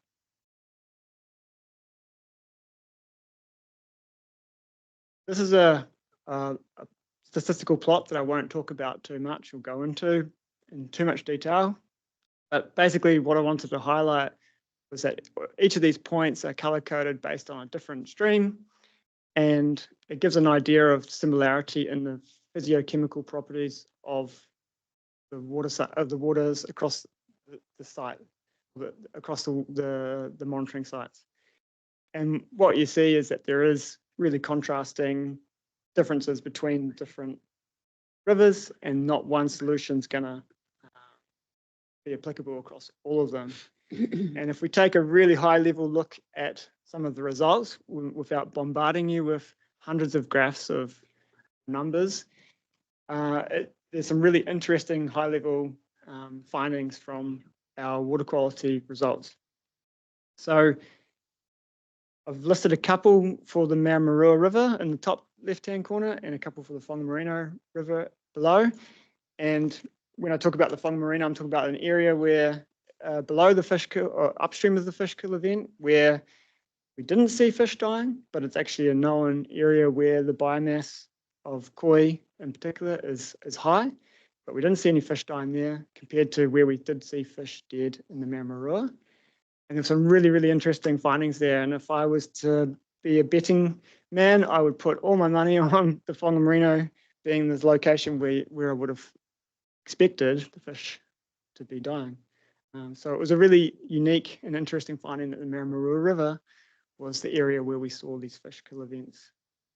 And there was a couple of interesting aspects, differences there, where the preliminary data is showing higher water temperatures there, and also quite variable connectivity and sulfate enriched waters. Across the system we also found mercury at guideline levels in the sediment. This is suspected to be all natural, it's not from discharges. And one really interesting finding was in the Maramarua River, was that we had some interesting spikes in our dissolved oxygen data. So the top graph shows dissolved oxygen in February, and the fish kill event started somewhere between the 13th of February, around the 13th of February to the 20th of February. During that time, you can see that we have these odd spikes where the dissolved oxygen drops off in the evening and as the water temperatures cool down in the surface waters. And then we have these dissolved oxygen drops that are short and sharp. What this is telling us is that there's potential stratification, and we've got some other data that helps us show that stratification is likely occurring in this river. But that wasn't actually a key parameter or key aspect that we were monitoring during our summer monitoring program. And what this is telling us is that there's potential that in the bottom waters, it's going, the oxygen's reducing, and basically it's got all the ingredients to bake a really nice toxic cake for the fish that are in that system. And one of the things that can happen in that setting is that you can produce methyl mercury when you've got high sulfate, low nitrate, and you've got mercury in the sediments and low oxygen, perfect conditions, and that's a really toxic, neurotoxic to fish and bioaccumulates. So that's something that we unfortunately couldn't measure because there's no commercial labs in New Zealand that measure methyl mercury. We had support from MPI, which is really cool. So the Animal Health Lab was able to, we collected moribund samples that we sent to the Animal Health Lab with MPI, and they were able to confirm that herpes virus was not a contributing factor in this. Clostridium botulinum, which is responsible for botulism, was not tested, but that could be a potential aspect in fish kill. And one interesting finding that we got last week when the report from MPI came through was that there was a pathogenic bacteria that was found in all of the fish that we sent to the Animal Health Lab. But this is not conclusive because that bacteria is ubiquitous in freshwater environments, and we don't have any control healthy fish to compare with our affected fish, but it played some role in the fish deaths. And the quote from the Animal Health Lab was that the findings show a response to bacteria and or bacterial toxins, poor water quality, pollution, and toxins. So quite a few things. Finished. So in summary, there's two mechanisms of driving fish death events in the rivers. I think this is pretty much just copied from the report. And so there's those summertime flood events that are creating blackwater anoxic conditions. And then there's these low flows, warm water temperatures resulting in water column stratification, that layering that is producing those conditions that where we could get toxic substances building up in the bottom waters. And that poor water quality is then making the fish more susceptible to pathogenic bacteria as well. So there's a lot of challenges moving forward, and a lot of stakeholders will have to align to make improvements in the system. And I thought this image highlights that when you've got stakeholders that are propagating crack willow for stream bank stabilization, while DOC is trying to spray the crack willow in different areas of in the same system. And this is not from the Whangamarino, so don't worry. But I thought this was a good image. So we're not alone in this situation. This is an image of a golden perch from the Murray Darling. And interestingly, that area has had a lot of blackwater anoxic events in the past, similar to what we have in the Waikato. But even more interestingly is that this is an image of a fish where the Department of Primary Industries in New South Wales has not been able to work out why these are dying, similar to what our investigations are where it's in these lower flows, where the waters are impounded by weirs and having these issues where they're looking at the similar sorts of tests, but not finding conclusive results. So I think it's really highlights that, yeah, when networking is really important, that we can respond to these fish kill investigations efficiently and then really come up with really good decisions and information to make those catchment management improvements so we don't see this and we can reduce the magnitude and severity in the future. And that's all. Questions, if anyone? Yeah, thank you, Dean. So just before I go into questions, I did a tour of that Murray River myself, Chris, Chris and Tipper. We all went for a different reason. The reason those fish die there is because the water is not environmental friendly. They didn't believe in environmental friendly. As long as the water was feeding their crops down the lane, it didn't matter. Anyway, Bobby. Thank you for the report. I saw it a couple of weeks ago at the stakeholder meeting. The only one question I had is the Whangamarino River actually influenced by the Manamarua, and is it actually that's what's pushing that water back up there? So was it just the I'm getting word names mixed up. I can answer. Was it the Manamarua River? Was actually infecting both rivers, or was it just the one river, or was it both? I would expect that what was happening there was that just based on the range of the species, that they were just moving around. Their daily range is about 0.5 kilometre. Okay. So they could have just been moving around in that area. So exactly where they were being affected is probably somewhere in the Maramarua River, and then they're just moving up and down. Yeah. So the whole infection was actually in the Maramarua. Yeah. Cool. That's what I was. Cool. Thank you. Warren. Yeah, thanks, Madam Chair. Interested in the physiology of the fish. Did we, bacteria or parasite loading, was that compared? Obviously, I know you mentioned that you didn't have any fresh species or live species or anything like that. No, so we can't compare because we don't have any control. Baselines, yep. The other thing, was there any notice of any degradation in the actual fish flesh? I know we've got there's some similar stuff obviously happening in the oceans at the moment, but just wondered if there was anything showing up in those. Yeah, so there was definitely degradation in, so there was hemorrhaging in different organs. So it was initially they looked like, and there was some anecdotal information from one of the hunters that I met out there who had cut a number of fish open, but it looked like some of the livers had disintegrated. So yeah, signs were really pointing towards some toxic effects. Yeah, thank you. Bruce. Oh yeah, thank you. Thank you for the report, Dean. That's great science.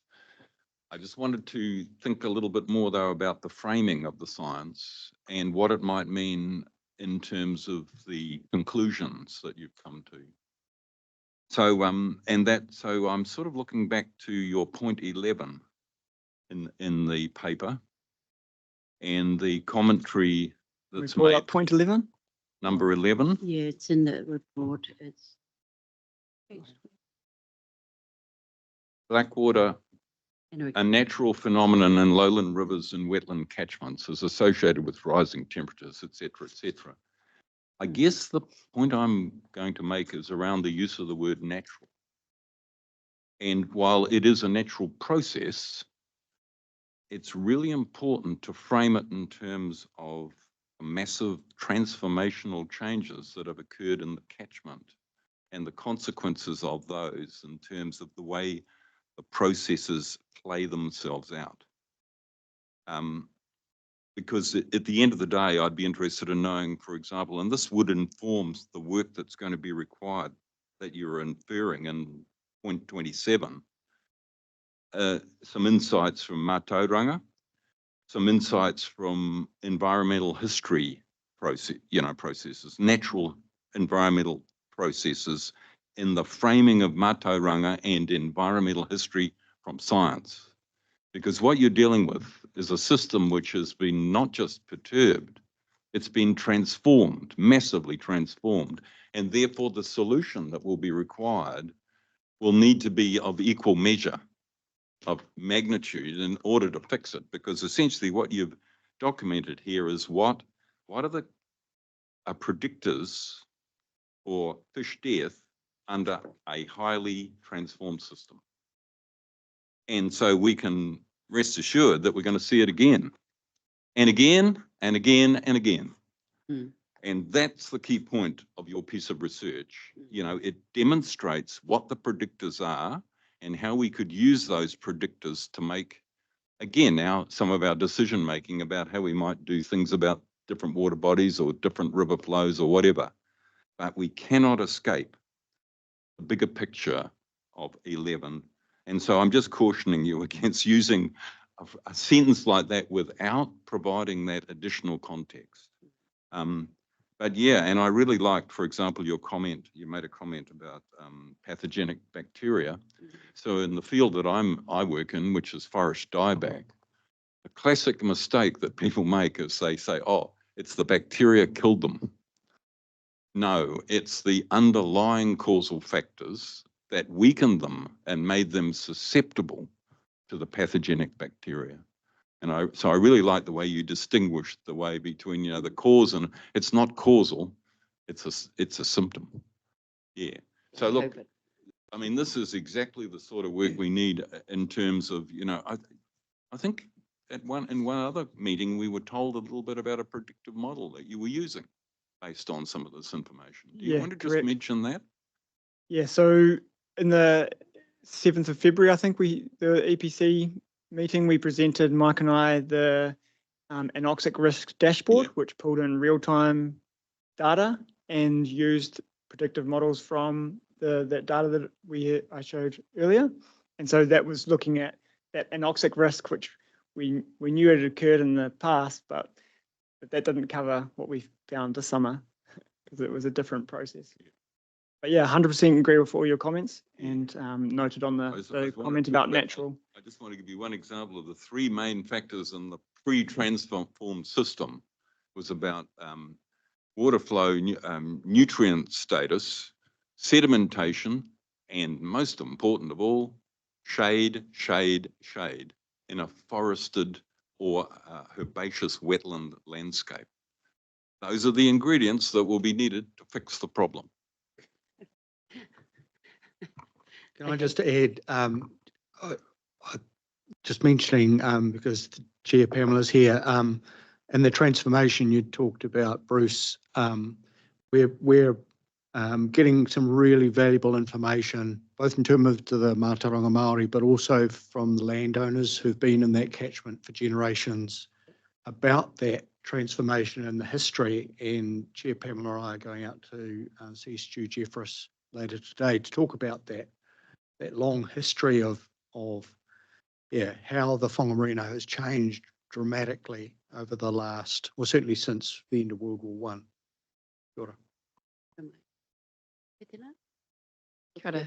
Thank you, Madam Chair. Hey, thank you so much for that report.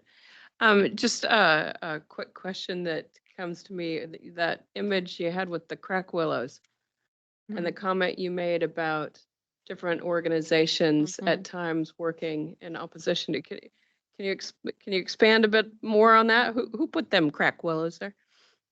Is that because we don't use those anymore, do we? That's my understanding. I'm not sure exactly who put them there, but there's a bunch of duck hunter huts in that area, and the tracks to those huts and ponds were upgraded and they had gone in and upgraded by whom? I assume by the duck hunters, and part of that was a bunch of rocks to stabilize the bank, and then shortly after, crack willow planted along the stream banks. What is our response to crack willows being introduced? I forwarded that information onto ICM, and so it was logged as it was logged as an incident on our service for. Good to hear. Good to hear. Yeah, so it was logged as an incident, and I provided all that information forward. So I'm not sure what the outcome of that is and I haven't heard Doesn't cut since anything. that. Great, thank you. Jen. Ka pai tēnā, mi on tēnā whio. Okay, well. no- Just one, just Ben? briefly, Madam Chair, if I may, just one more thing. We had, just fish loading. Is anyone doing any work on fish loading in these areas? And why I raise that is the gentleman that designed those fish-friendly pumps, we had a really interesting meeting with him, and they had some issues overseas where they had areas like this, and they went through and they netted a lot of that area, cleaned out a lot of those species, and it certainly helped. And just noting Bruce's discussion around that changed environment, it certainly helped to clean them up really, really quickly. And that was taking out a huge amount of that introduced fish, basically. Yeah. So I just wonder if there's any work going on. And I know how hard we've worked on koi eradication, etc. But Yeah. maybe it's time to think larger scale. Yeah, we had I remember a couple of years ago, we looked at that for eradication of koi, but it doesn't come under us. It came under DOC, I think. A whole lot of people put in things that they had great ideas to do and whatever. It doesn't even come a fishing game. But anyway, Just speak onto that for just a second. Hurry up. Oh, sorry. yeah. Sorry. I don't, no, but not all councillors got to come to that, but that gentleman from Holland he had actually defished lakes. Yeah. And he understood exactly how to do it and what proceed. So his learnings were quite amazing to sit in that meeting and hear how he could accomplish eradication of species that weren't meant to be there. So yeah, it was. I urge anyone. I think we've got it as a recording now. We could find it and go and listen to the video because it was quite amazing to listen to. Thank you. So have you heard that video or are you? Personally, haven't heard that video. Mike Maro. Well, have a look at it and then, talk with Brent and going forward around the viability of that. Yeah, I'm open to anything. He's back here all the time with McEwen Pumps now, so he comes in back into New That's where we Zealand bought the 3 or 4 times a year, so he's always available. Leave it up to you guys. Ben, last one. Oh, yeah, just on practical solutions. So obviously it would be useful to talk to that guy if you can. Yeah, because I see that the koi carp dying wasn't anything people were concerned about. It was more the anoxia. So, yeah. That's right. Secondly, I understood your monitoring could tell you in advance when conditions were going to happen, when they were the mechanism one you were expecting, and presumably then you've got functionality that you can open stop gates, or if you can see an event coming, can you now under mechanism one help ameliorate it?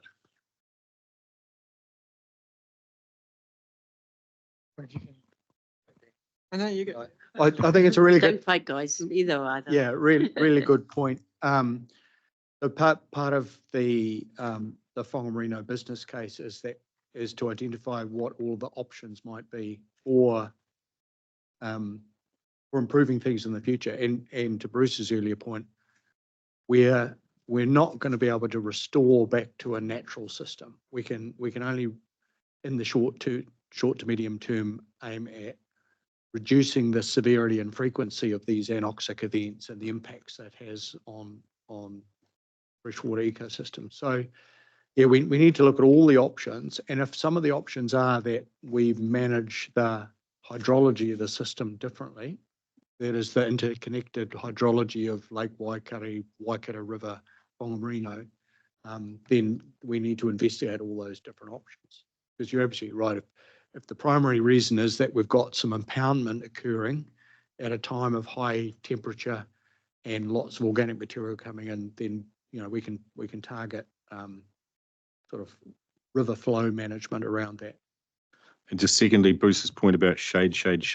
If it's coming from the Maramarua River, is the ability to plant, pairing and planting, will that alter the high temperature capacity of that lake, that river? Because obviously lake's harder to deal with, but is planting going to make a difference to temperatures in Maramarua? River? The rule of thumb is that once a river gets over about 8 metres wide, you struggle to provide sufficient shade. But if you also shade out the headwaters, that will have a downstream effect.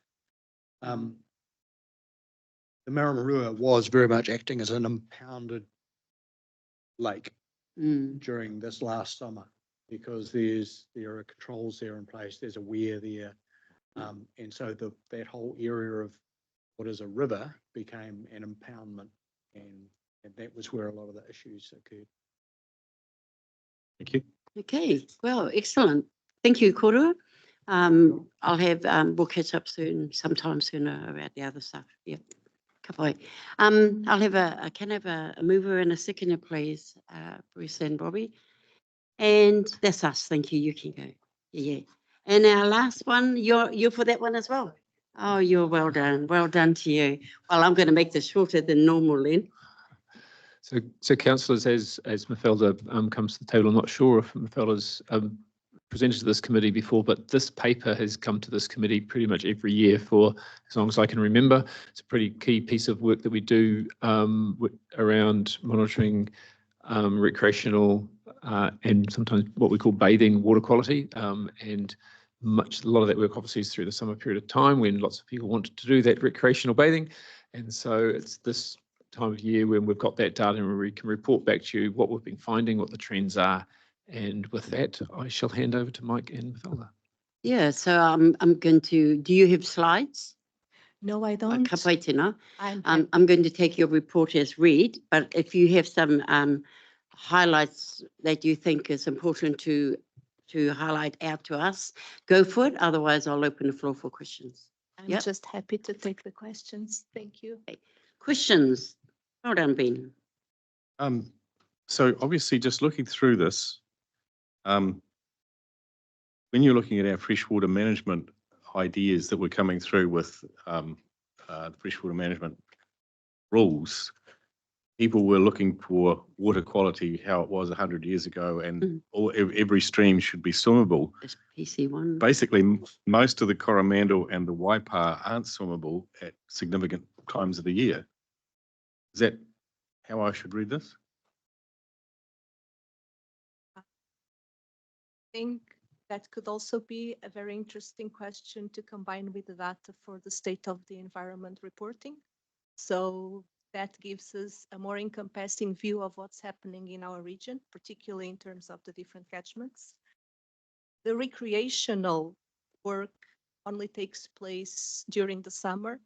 It does reflect to a certain extent in certain catchments, like the ones you've highlighted. It does reflect the state of the environment, but here we are specifically focused on trying to target swimming holes where people might be using those waters for recreational purposes, swimming, boating, wading, and trying to inform the public whether or not there is a health risk or a potential health risk using the waters in that manner.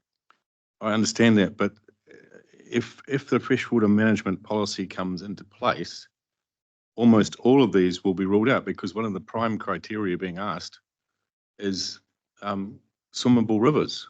And this is all non-contact, most of them are red, both in the Waipa and in the Coromandel and in the Waihau.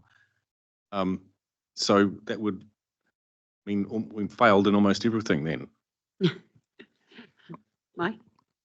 If I might, Chair, I did just highlight that, and this was something that was really important in PC1. So Te Ture Whaimana says that the water should be, the river should be swimmable over its entire length. And how that was interpreted is that the river would meet swimming water quality standards all year round, everywhere in the catchment. So whether people recreate there or not, it was a key indicator of the health of the whole system, which is where those targets in PC1 have been developed. The freshwater policy review then looks at what's in the NPSFM, and again, the NPSFM has, as Mafalda alluded to, has two sets of attributes. One's relating to the recreational sites, which is making sure it's safe to swim in summertime, and then also indicators of bacteria around year round. And you're right, most of our freshwater sites tend to fail, certainly our river sites, fail that year round assessment. Our picture looks better when we look at just those summertime recreational sites. But the requirement is that we're trying to manage the sources of those E. coli, those fecal bacteria getting into waterways year round across the whole catchment, whether people swim there or not. Well, is Te Tere Whaumena actually being breached? Because the Waipa River brings in a whole lot of stuff that then when you get to Ngarawahia is not swimmable. Yep. And Huntley becomes marginal. So are we in breach of these current rules? We're not achieving Te Tere Whaumena, which is the whole reason we put in place Plan Change 1 and a whole range of other non-statutory things, so non-regulatory things. So we recognise that the river is degraded, and that's one of the key elements of Te Tere Whaumena, is that we all recognise the river is degraded and needs improvement. And so that's what we're looking for, is improvement over time and reducing the number of sites that are failing that swimmability. The surprising thing is in Hamilton, you can actually swim and it is suitable all year round. Yeah. Not Which something I would want to do, haven't, but it's I haven't swum on the river in Hamilton for a couple of years, but I would often swim at Hamilton Gardens and people would say, oh, it's polluted. So no, it meets swimming water standards in the summertime in times other than during rainfall, flood events. It's not one of your job descriptions. You have to go and swim the river yourself. These days you've got to be looking out for clams. Jen, you have a question? Oh, yeah. There's a paragraph in the report saying that we increase monitoring locations each year a little bit. And I note I had heard of the 2 that we've added. What would be the next locations that it would be the logical addition in the future? This was just an increase that took place this year. So we highlighted the partnership with Hamilton City Council that allows us now to report on 7 more sites in the Waikato River. And for the remaining of the network, particularly for all the rivers in catchments other than the lower Waikato, what happened is that the environmental monitoring team is trying to come up with a strategy to better predict the swimmability of the waters based on the monitoring results for specific sites. And that's the reason why we increased the monitoring network. So to be able in the future to inform regarding the wider region, but not just based on the results from the lab, also based from an approach that predicts in this case, it would be the E. coli levels in the water based on the results from neighboring sites and also from rainfall and other weather events. So I don't think that there's any plans to increase that monitoring network, and the plan now is to work with the data that we've got, but definitely the environmental monitoring team could answer that question. Thanks. Any more? Yeah, very briefly, thanks, Karakia. I've just had a request from an organiser, or Agracy, on the condition of the Waihau River. So it's just a general question. Is there somewhere on our website that they could go to get that information? Yes. Is there a portal or something? In general, we refer people to LAWA, Land, Air, Water, Aotearoa website. They have different modules. One of them is river quality, and the other is can I swim here? And in both those modules, you can find specific sites for the river that you're looking for. One thing that I should say is that unfortunately, when you look on the cell phone, LAWA doesn't display the map. So it's much better if people actually do it on a laptop or on a tablet, because then they can just go and look for the river they want and click on the dot. On the phone is much harder. Okay, no, I appreciate that. Thank you. And the swimmable access to the Waiho is, I would think, is beyond Te Poi, because from around Te Poi up to the upper catchment is swimmable. It's just some places you can't go. Is that right? Yeah. Okay, excellent. Well, thank you, Korua.